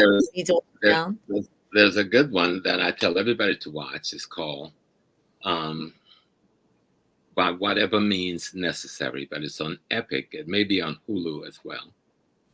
Let's type that in, folks. It's Epic. It's an ABC Disney Epic production, and I'm there with Gladys Knights and Martha from Martha and the Vandellas and Herb Boyd and Forrest Whitaker. But it's a good piece on the culture of Harlem. I know there's a bigger piece coming out. I forgot the sister's name whose movie is coming out now on that whole period of the Black is Beautiful period in Harlem. We covered a little bit in that piece. There's another piece coming out on the life of Muhammad Ali before he's called Muhammad Ali. And I'm narrating that along with Ossie Davis's grandson, but that may be a few months away. And what I work on a daily basis is Godfather of Harlem. I'm the consultant for that whole project. So that's with Forrest Whitaker and a number of others, Jean Carlos Esposito, El Fanesh. So we're shooting now. We have I think 20 episodes to do. And we finished about 3, but we've already finished 20 episodes in the last 2 years. So this is season 3. So again, it's about information. Wait a minute. The Godfather of Harlem, is that on Netflix? Epic and Hulu. All right, Godfather of Harlem. Yeah, Epic and Hulu. I'm supposed to be typing stuff in. I'm typing. Okay. We're trying to get to Netflix, but this is ABC, Disney, and MGM. But we just bought that part of it. No, that's they. We just bought up by Amazon. The Amazon Movie Music Division just bought the Epic aspect of it.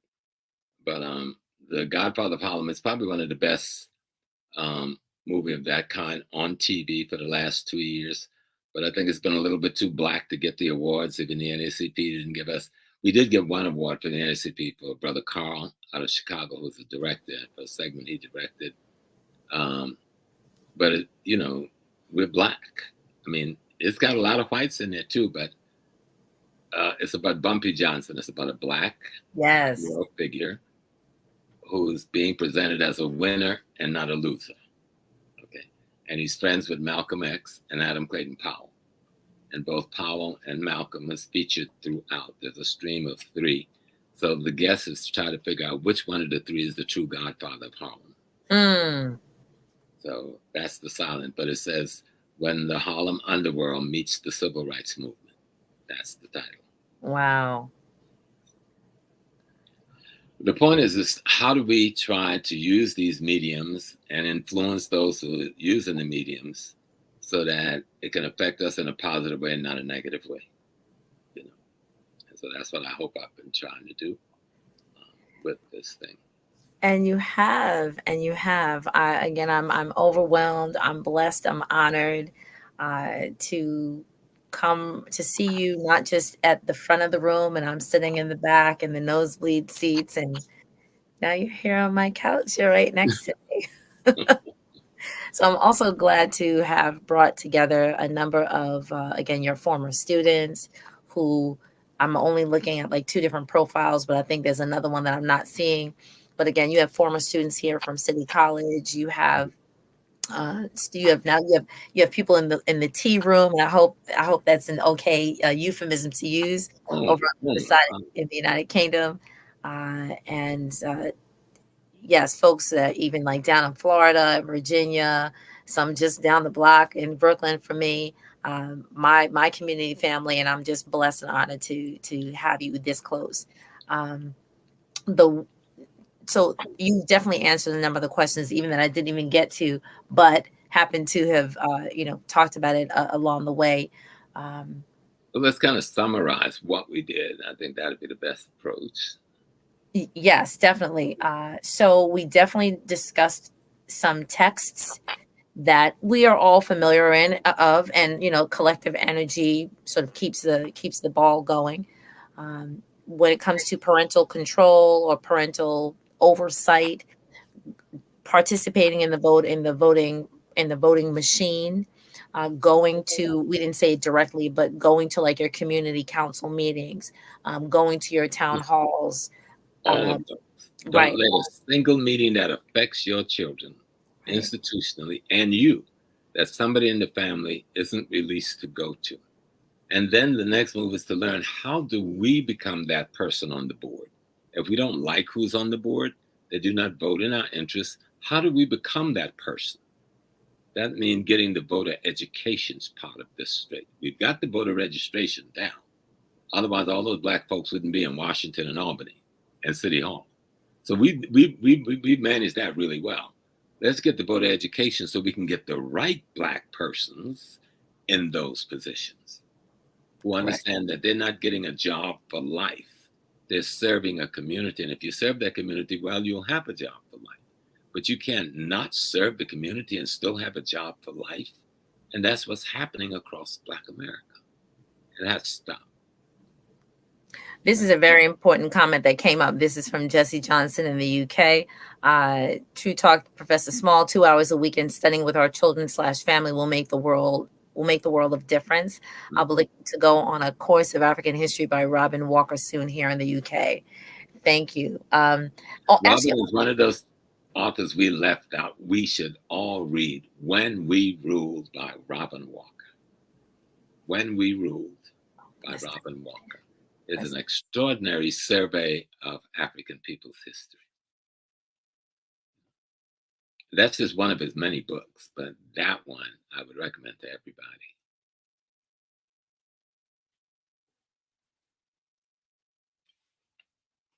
Okay, I'm just trying to type as well. So When We Ruled by Robin Walker, I'll put that up. Excellent. So now, folks, we've had at least like 10 to 12 texts that we can all sort of go back, look in the comments. I pulled them up, type them into your own list, and then share them with people that you know. Of course, it's easy to share now. So you can send an email, a text, a Facebook message, or whatever, but get the word out to people. So definitely, we talked about voter education. We've talked about taking back the teaching and learning, the thinking and learning, and thinking outside the box and teaching outside the box. Start with your own homeschooling environment, whether or not that your young kids, and it doesn't have to be that they're just in elementary school. Again, shout out to my village who, when we gift our children at Kwanzaa time or at Earth Day celebrations, we're giving them books, or we're saying, hey, here's a video, let's all watch it. Then let's talk about it. Let's have conversations about that. I want to say this in love. Like, don't be scared of your young people when they say, oh, I want this game or whatever. Okay, did you read this? Like, you read first. Let's have a conversation. And when they say, well, nobody's talking about that, but you're going to be living it. You're going to be living the manifestation of what this book is giving you information about.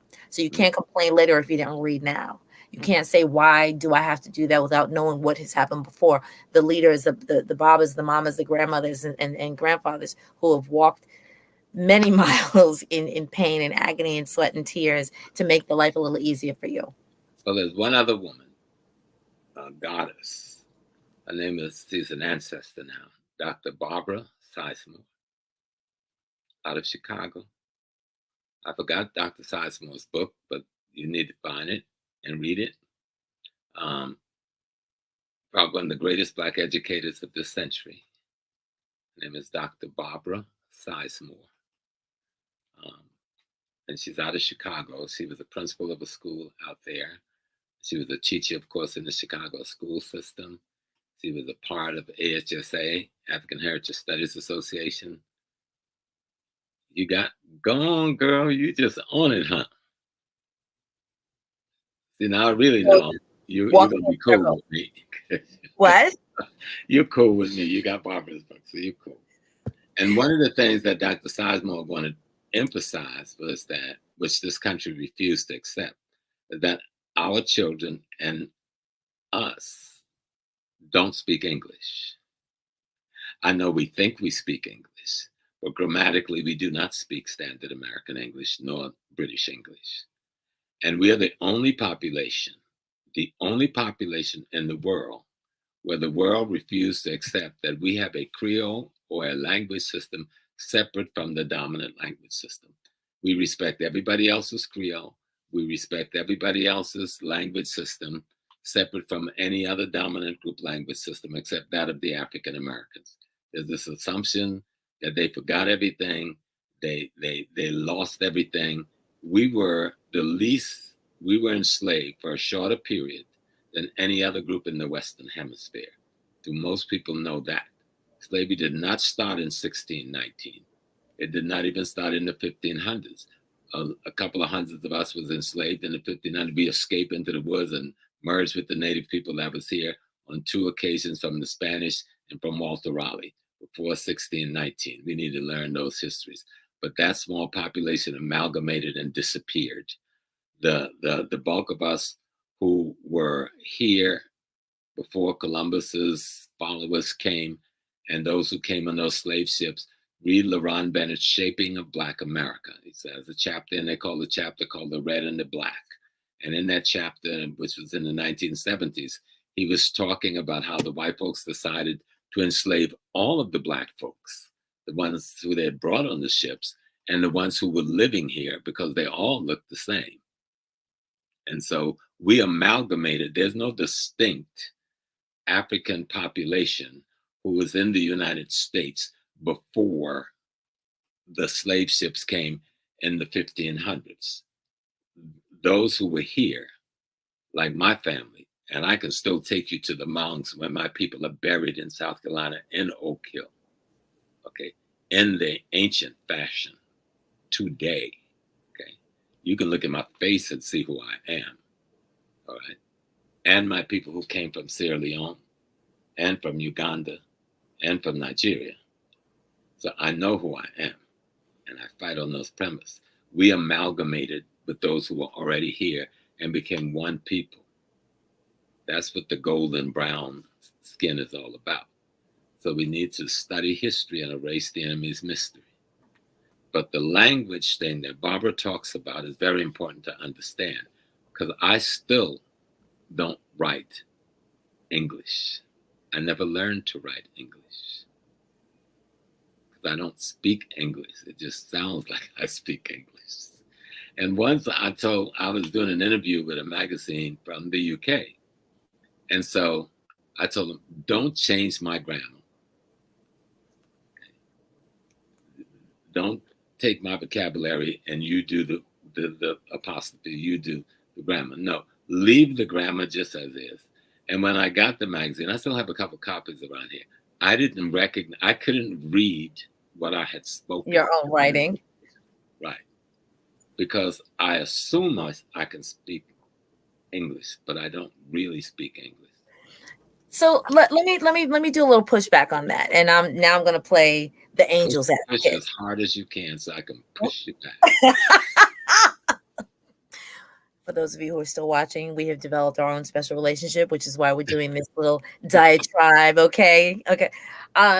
So as an educator, I and growing up as an educator, so going through my teacher training during a period of time where, let me see if I can remember who did the writing, where we were talking about, I'm going to just use the word Black language, but Ebonics. Okay, thank you, Ebonics, and I cannot remember who the person who was like writing a lot about. Smith.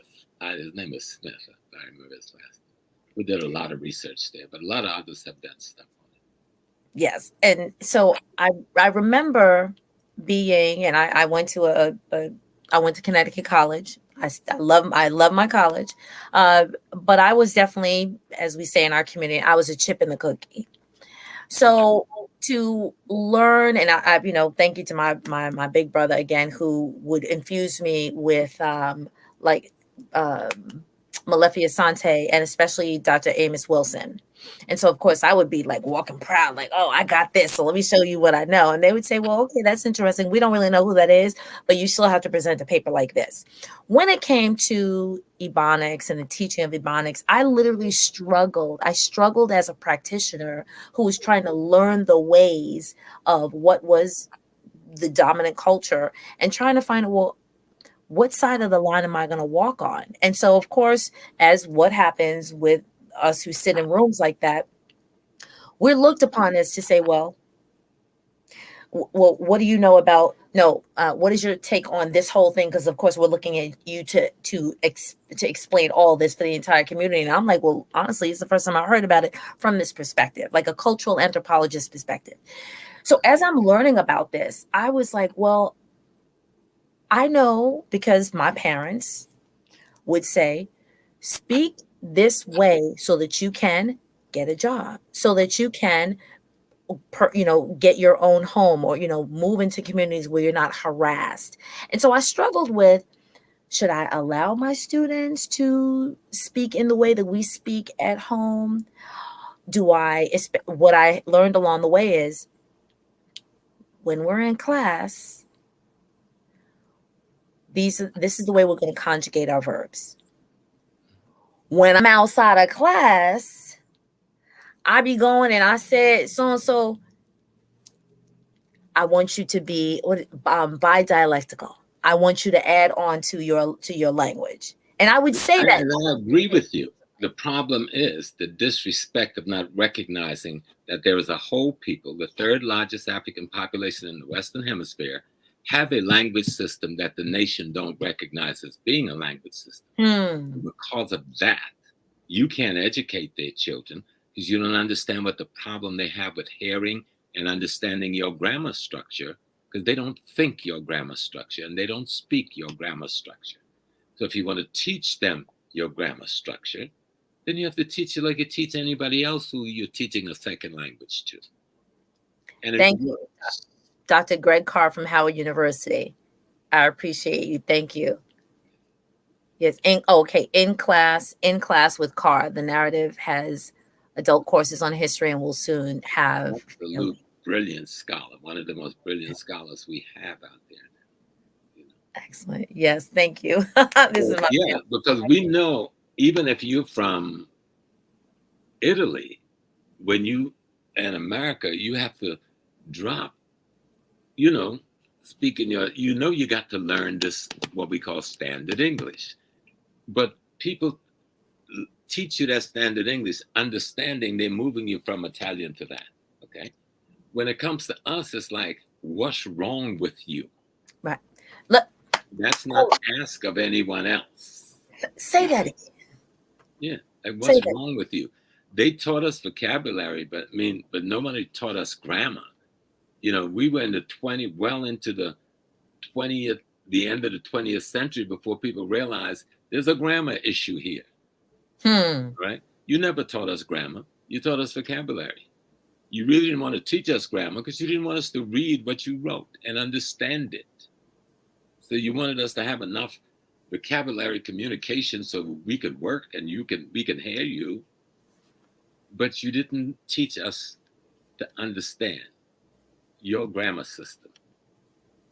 We, of course, mastered it. Listen, we have all of these Black colleges across America. No other people, any other part of the world coming out of slavery did this, even with the help of the whites helping us to do this. What we've done in America, and slavery in America started in earnest in the 1700s. It ended 165 years later, okay? So let's stop the 400-year thing because that didn't happen. That's somebody else's myth being imposed on a population in North America that didn't happen to. So this population was enslaved for less of a period than any other population. So we should have lost less, not more. But because you won't recognize our retention, and you won't even teach us how to look for our retentions, because you take our music and you make it yours. We take our food and you make it yours. You take everything that would show our retention. So I have some child come from home and tell me about jollof rice, and I'm telling them about red rice, and they don't understand it. My red rice is my jollof rice because I didn't have palm oil, so I used tomato. Okay, so stop it. So I have another book that I'm pulling up, and I remember one name. It's Lisa Delpit. So I'm just going to show you here. It's The Real Ebonics Debate, and it's edited by Teresa Perry and Lisa Delpit. I knew I read something about this, again, in my coming up, but these are two professors who did work on Ebonics. And every people, even without any professors debating anything, because all those professors are trained by the enemies of that language system for the most part. And let's be real. Every people in the world that come out of a multi-language system like the African Americans, because we didn't come from one language system. We came from multiple African language systems, but those multiple systems had a relationship. So Africa don't have 10,000 languages. It has 10,000 dialects. There's only about 3 languages in Africa, and maybe 2. And they all have a genesis that is fundamentally African. And so we don't even study African language except as a CIA training and area study for the most part in America, except where a few Black Studies department have been able to bring up some African languages. So we just have to deal with the reality of America's so-called scholarship on things African. They don't even know who the African American is. Most African American scholars haven't a clue who the African American is, psycho-spiritually or intellectually, because that's never been studied. So on that note, we need to definitely drop Dr. Francis Rogers Rose, who's done a lot of great sociological work on the family, the woman, Black people, along with our greats of like Nathan and Julia Hare. There was another sister. Oh, I'm looking at her. Never mind. It'll come to me. So this whole conversation, critical conversations about our culture, our family, our society, passing the torch, creating legacy, passing down the books of knowledge. I'm so grateful that there are platforms like this where I, as some would identify me as a content creator, I don't have to ask permission. I don't have to get an okay. Is this all right? This is just like you have your show. This is my show. If you want to say something that may not get, couch other places, go ahead and say it. Because you can swipe to the left and it's all right. But this is the power that is becoming realized. I was watching right before we came on Brother Imhotep Gary Bird, because we had a conversation. And I was, so shout out to my family who went to Rise New York the other day. And we were looking at old New York, and we were looking at an exhibit on broadcasters. And Jocko, right? I don't think I was actually born at that moment, but I think I remember Jocko. I know you were. You're just a couple of days older than I am. Yeah. Way back. Right. And so that these oral storytellers took over platforms that were available to them. Before there was the visual aspect, but they took over the airwaves. I learned about the first broadcaster who had, I guess, like not an all day, but it wasn't just a short segment. I'll have to go back and watch it, but I was actually watching, those of you who know Imhotep Gary Bird is a broadcaster, is still a broadcaster, and just hearing the stories of all of these Black men who introduced like rhythmic expositions, which now we would identify as rap, onto the airwaves to captivate, to, if we talk about the African dialect or the dialectical exposition, if that's even a term. If it isn't, I just made it up. But was able to sort of capture the rhythm, the flow, give the news, be musical, be theatrical, be creators, and speak in such a way that listeners, mostly folks who were like, yes, that's amazing. But I also heard Brother Imhotep said, whoever the manager of the station was, when he did that, said, I know you were getting all these calls, but if you, and I just watched it, if you do something like that again, you will not have a job. I was floored. And so the world of social media right now, we could have YouTube, Facebook, TikTok, it doesn't matter. We have a level of control over what we say, And so the power of the pen, the power of the microphone, I always say push the live button, utilize that for critical conversations, utilize it for social discourse, not gossiping about who said this, who's wearing what, who did. Use it to uplift people, use it to be, of course, positive, to promote the things that we need to see, the things that we need to hear, things that we need to do. And so I'm grateful, ever so grateful and humble that you decided to consider it not robbery to sit on the digital couch tonight. I'm honored that you asked me in. I'm blessed. I want to just pull up one more comment, and that is, and thank you. Sorry, wait. Thank you, Brother Dwayne, for saying he does not miss the Roland Martin Unfiltered Daily Show either. Yes, there are a lot of amazing speakers and thinkers, and I guess the word would maybe podcasters, who represent the diversity of the Black community, of the African diaspora. We have like Trevor Noah, we have Roland Martin, we have, there's a host of them. And I'm just so blessed trying to crawl into it, to be added to the lot, if God so allow. Last comment, or the question has to be, what about the children? How will we answer this, and what will we do? Of course, it starts here. We're hearing from our greats. We're continuing to pass the word on. We're continuing to even play the tapes, share the books, share the quotes. When we see folks walking in ways that we don't necessarily think is best, here we go. Last comment. Each one teach one. And that's just what we've been here trying to do. I am so blessed. I'm honored. If you want to give last words, Baba, Professor James Small. Remember, freedom is being shackled to your identity. And if you don't have an identity, if you're squabbling about EDOs, foundation this, and all the foolishness that's going on, if you think our people didn't have a sense enough to know who they were 100 years ago, 200 years ago, then you have no respect for your ancestors. And I know that sounds harsh, but we need to deal with what's real and why we're afraid to own ourselves.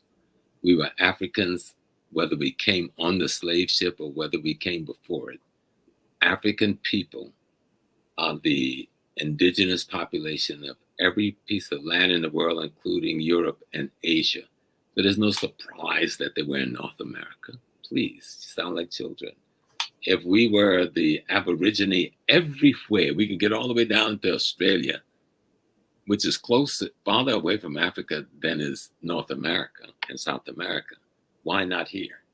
So let's come into owning somewhere in our subconscious, even when we are saying we're Black and we're proud, we are still identifying ourselves with our detractors' definition of ourselves. So we need to question that.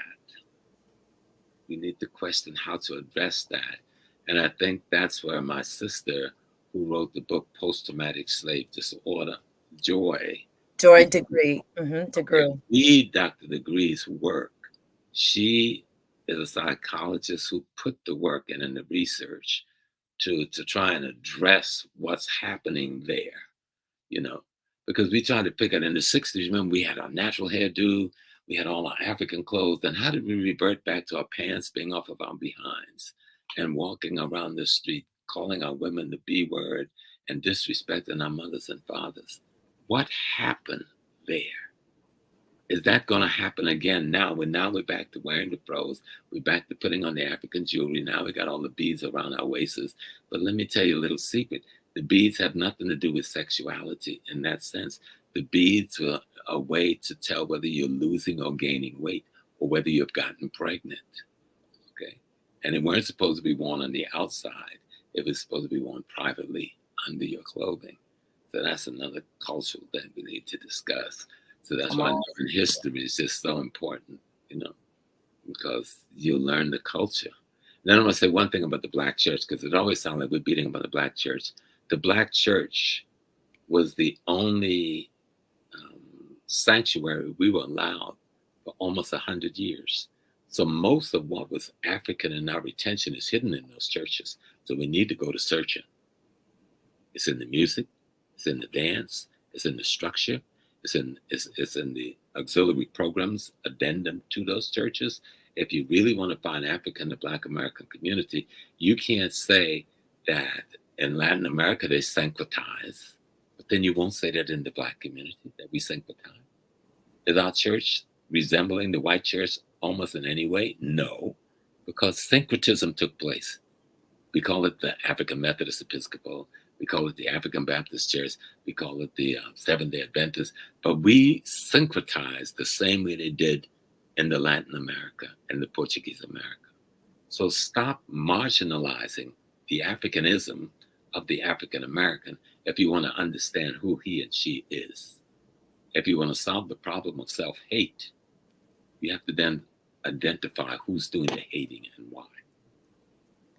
I'm just going to show one more book, and I watch certain titles on like Netflix, and this one was about the Black Church by Henry Louis Gates. I think it was actually like a series, but it's called. I ordered it. It's a fantastic piece. This is our story. This is our song. Yeah, it's a fantastic piece. I love Skip. He don't have all of it there, but he got enough there. No one else has been able to put there. So I bought that series. And it's a fantastic series. It's worth really reading.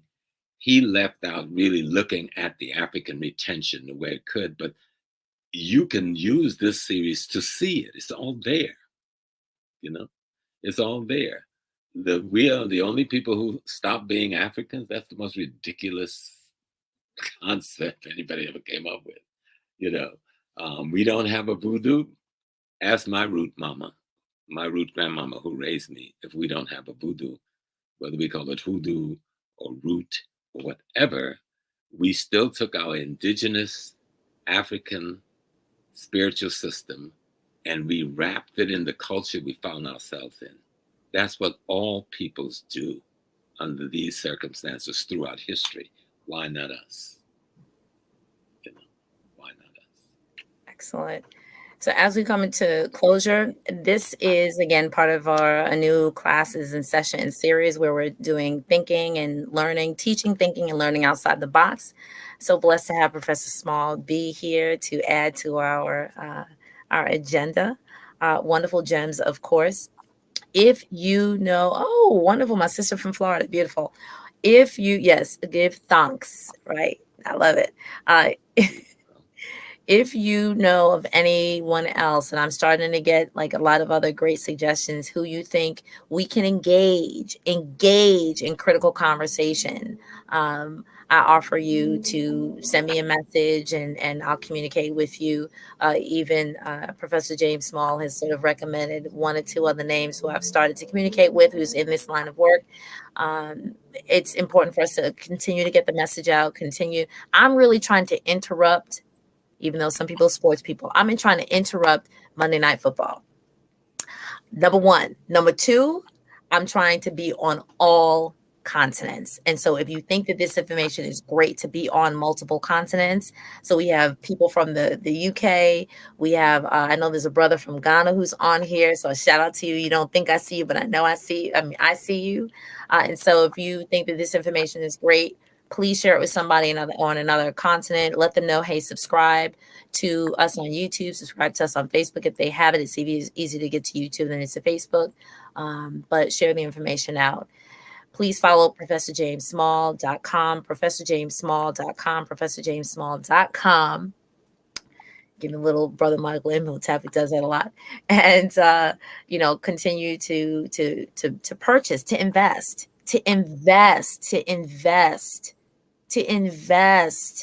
We did not spend this time reading, purchasing books, having conversations, traveling to the continent, traveling other places, digging deep. And everything is just for the free 99, right? And so you can invest in anything else, invest in your own learning, grow your own self. Learn to Grow You is Larry's Educational Resource Network. And my motto is where I plant seeds to help you grow.